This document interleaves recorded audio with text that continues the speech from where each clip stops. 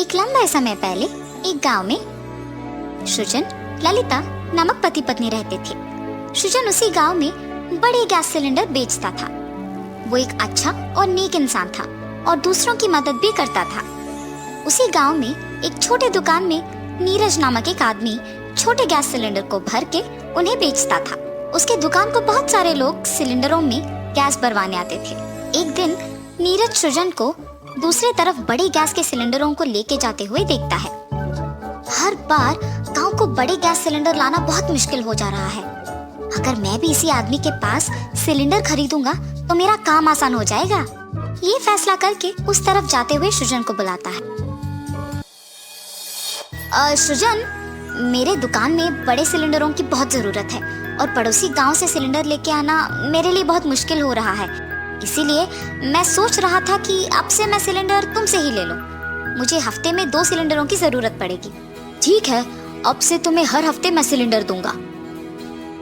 ये कह के 2 गैस सिलेंडरों को नीरज के दुकान में लगा के चला जाता है। ऐसे ही सृजन उस गांव के सारे लोगों को बड़े सिलेंडर बेचता था और ऐसे बहुत दिन बीत जाते हैं। एक दिन सृजन हमेशा की तरह नीरज की दुकान में गैस सिलेंडर देकर पैसे लेके जाता है।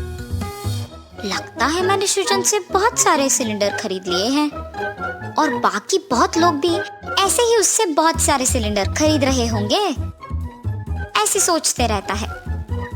सिर्फ वो इस गांव में सभी को सिलेंडर बेचता है, मतलब उसके घर पे बहुत सारे सिलेंडर होंगे और अगर उनमें से कुछ ले भी गए तो उसे कोई शक नहीं होगा।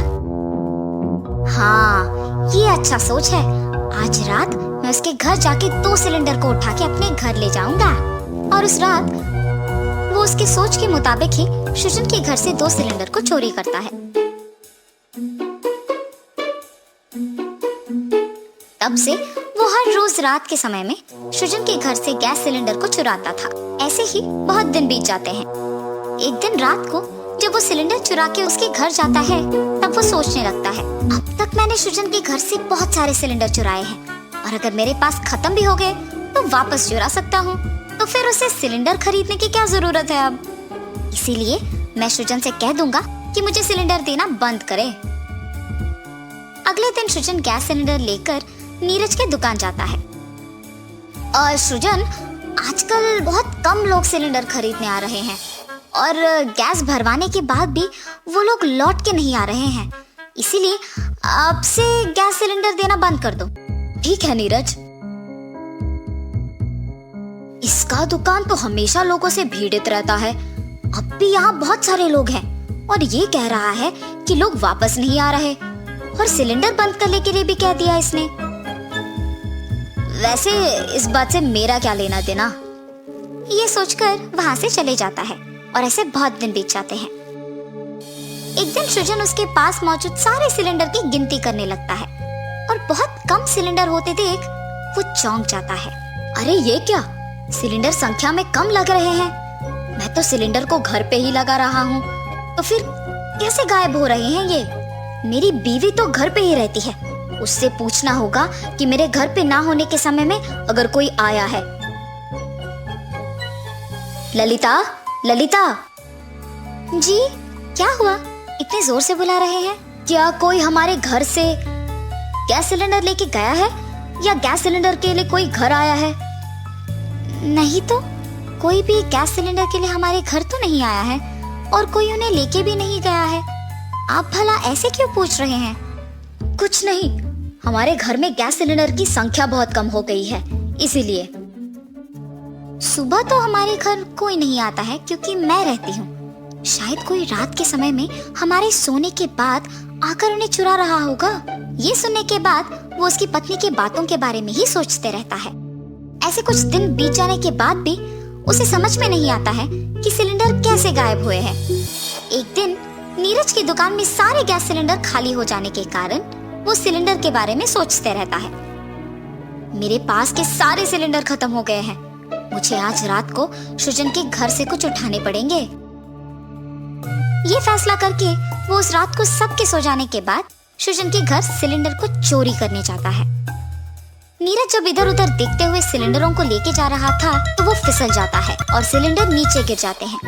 उनके गिरने की आवाज सुनकर सृजन और ललिता दोनों उठ जाते हैं। सुनिए, सिलेंडर की गिरने की आवाज आई है, चलो जाकर देखते हैं। और वो दोनों देखने जाते हैं।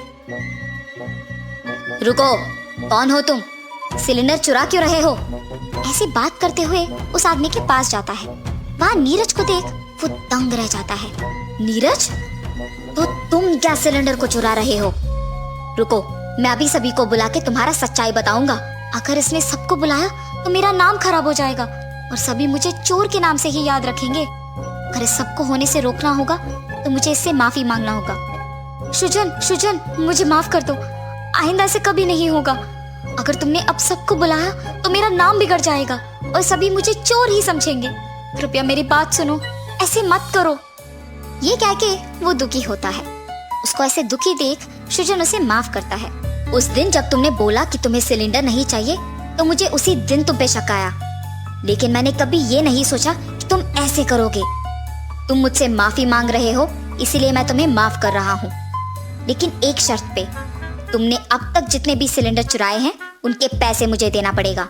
ठीक है, मैं तुम्हारे पैसे दे दूंगा।